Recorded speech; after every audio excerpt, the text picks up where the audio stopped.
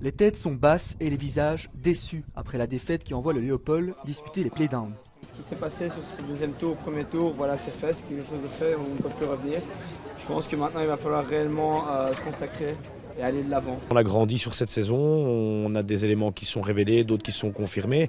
Maintenant ce qui va être dur c'est de rebondir avec, voilà, on avait l'espoir d'aller en play-off.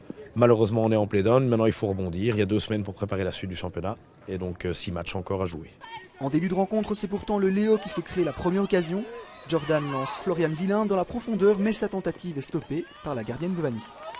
Louvain réagit sur PC quelques instants plus tard, mais Juliette Grignard est à la bonne place. Alors que l'on se dirige vers un nul blanc à la pause, Louvain va profiter d'une perte de balle de la défense. Woodcroft tente un centre-tir dévié malencontreusement par Kik dans son propre but, c'est 0-1. Deuxième période, Louvain va gérer tranquillement son avance et se procure encore quelques occasions comme ici, mais pêche à la finition. Les PC ne sont toujours pas productifs côté louvaniste, Grignard s'interpose une nouvelle fois. La gardienne que l'on va retrouver quelques instants plus tard sur cette frappe de Sters, qui s'était retrouvée complètement isolée à l'intérieur du cercle. C'était un peu dur, surtout qu'on y croyait vraiment et que deuxième partie, on a fait vraiment beaucoup d'efforts, on a fait des très bons matchs.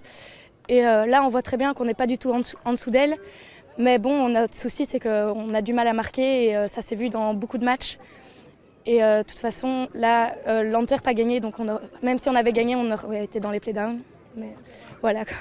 Un manque d'efficacité offensive qui s'est d'ailleurs traduit sur le terrain en toute fin de match. Ballangui a l'occasion d'égaliser, mais sa frappe passe au-dessus du but. Grosse désillusion donc pour les Ucloas avec ces playdowns, même si le discours de Victoria De Kepper se veut rassembleur. On continue, on aura des semaines avec que des matchs, ça va être hyper sympa, on va tout le temps bouger, genre gardons l'énergie positive qu'on a pour l'instant, vraiment.